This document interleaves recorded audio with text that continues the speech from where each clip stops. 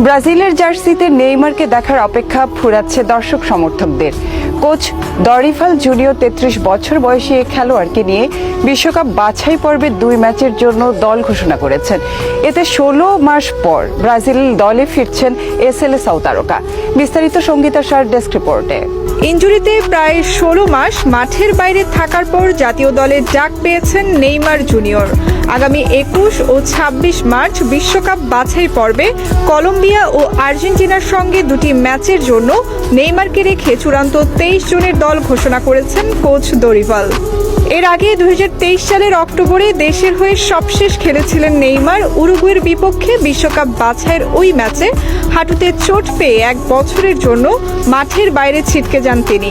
এতে ২০২৩ সালে পিএসজি ছেড়ে সৌদি আরবের ক্লাব আল হিলালে যোগ দিলেও চোটের কারণে ১.৫ বছরে কেবল ৭টি ম্যাচ খেলতে পারেন ব্রাজিলিয়ান তারকা। তবে গত জানুয়ারির দল বদলে শৈশবের ক্লাব সান্তোসে ফিরে পুরনো ছন্দে ফেরার পথে একটু একটু করে এগিয়ে যাচ্ছেন ৩৩ বছর বয়সী এই তারকা। নতুন যাত্রায় সান্তোসের হয়ে এখন পর্যন্ত ৭ ম্যাচে ৩টি গোল করেছেন নেইমার। আগামী ২১ মার্চ বাংলাদেশ সময় ভোরে কলম্বিয়ার মুখোমুখি হবে ব্রাজিল। এর ৫ দিন পর ব্রাজিল খেলবে আর্জেন্টিনার মাঠে। দক্ষিণ আমেরিকা